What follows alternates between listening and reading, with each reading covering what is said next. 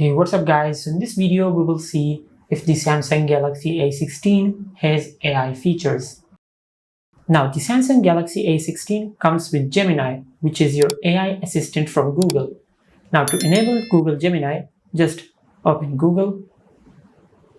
Now from here, tap on your profile icon at the upper right corner on the display. Now from here, scroll down and tap on Settings. Now from here, tap on Gemini. Now from here, tap on Switch. Now tap on More